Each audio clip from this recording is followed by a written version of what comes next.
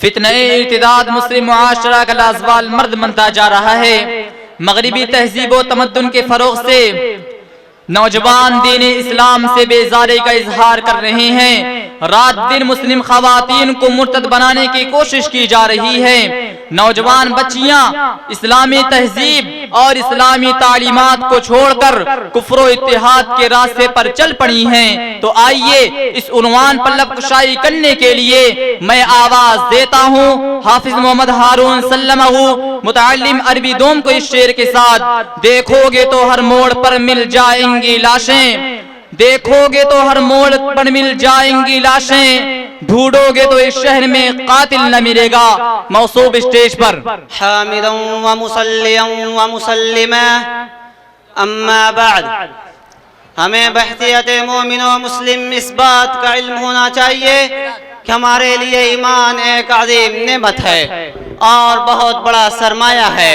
रुश्द व हिदायत का आफताब व माताब है। तारीख गुज़रगाहों के लिए रोशन चिराग है। सिराते मुस्तकीम के लिए हादी व रहबर है। कब्र के गड़े के लिए रोशन कंदील है। बारगाह समद में मकबूलियत की वाइस सनद है। लिहाजा इसकी हिफाजत निहायत ही लाजिम अमर है और इसकी हिफाजत पर मुदावमत ज़रूरी लाबुद्दी है। यही वजह है कि हर दौर में मुत्तबिईन इस्लाम को दुश्मनान इस्लाम ने हर चार जानिब से इस्लाम से बेजार करने की कोशिश किया।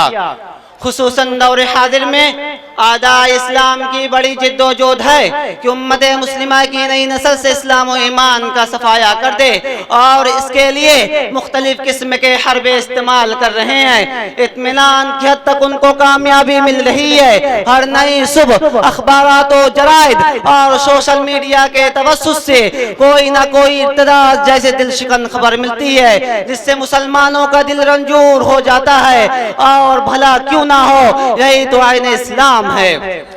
मगर आज मुसलमानों के मौजूदा हालात पर नजर डालने वाला हर फर्द बशर खुद ही जान सकता है कि उनके दिलों से ईमान की दौलत खत्म होती जा रही है। चंद दुनियावी फायदों की खातिर ईमान का सौदागर बन बैठते हैं, कोई शोहरत के लिए, कोई सियासत के लिए। मगर मुसलमानों इतना याद रखो और खूब खूब याद रखो, अगर आपने ईमान के मुकाबले में पूरी दुनियावी दौलत लुटा दी और इस्लाम पर किसी तरह की आश नहीं आने दिया, ईमान पर किसी तरह की आश नहीं आने दिया, तो यकीनन आपने फतह नुसरत को पा लिया। लेकिन उसके बरअक्स अगर आपने ईमान इस्लाम का सौदा करके कारून के खजाने के बराबर भी दौलत जमा कर ली, तो याद रखना कल कयामत के दिन खसारा उठाने वालों में से होंगे। अल्लाह तबारक व तआला का फरमान है, फअम्मा मन तग़ा व आसरल हयात दुनिया फइन्नल जहीम हियल मावा। सो जिसने शरकसी की और दुनियावी जिंदगी को तरजीह दिया, बेशक उसका ठिकाना जहन्नम है।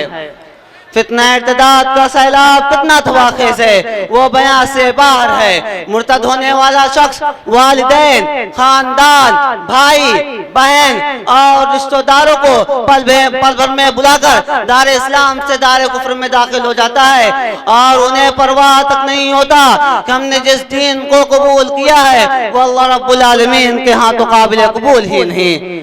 अल्लाह रब्बुल आलमीन का फरमान है, वमन यब्तगी गैरल इस्लामी दीना फलन युक़बल मिन्हु व हुवा फिल आखिरति मिनल खासिरीन। लेकिन आज मुस्लिम लड़कियां गैर कौम के दामे मोहब्बत में फंसकर अपने दीन हबीब से रिश्ता तोड़ रही हैं, दामने कुफ्र से रिश्ता जोड़ रही हैं। इन सब वाक़यात को सुनकर, इन सब वाक़यात को देखकर आंखें अश्कबार हो जाती है और पूरा वजूद कांप जाता है।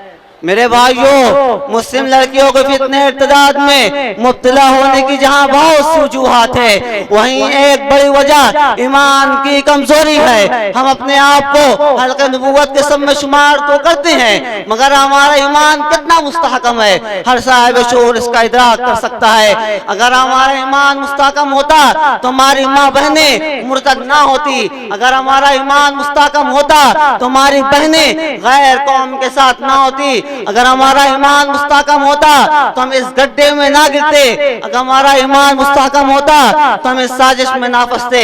हालात चाहे कितने ही नासाजगार हो, वाबस्तगाने दामने रिसालत कभी भी ईमान का सौदा नहीं करते।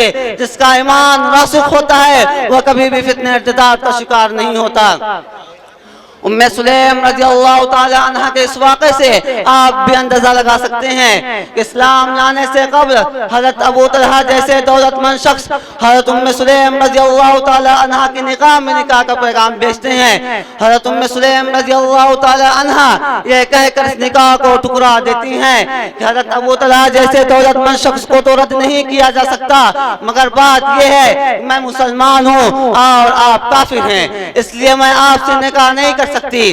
लेकिन आजकल जो यूनिवर्सिटियों में मखलूत तालीम होती है, एक दूसरे से चोरी चुपकियां दोस्तियां करते हैं। नौबत यहाँ तक आ जाती है कि दीन इस्लाम से राह फराज इख्तियार कर लेते हैं। इसकी वजह क्या है? हम कब बेदार होंगे? औलाद की निगरानी में हमारे कदम कब बढ़ेंगे?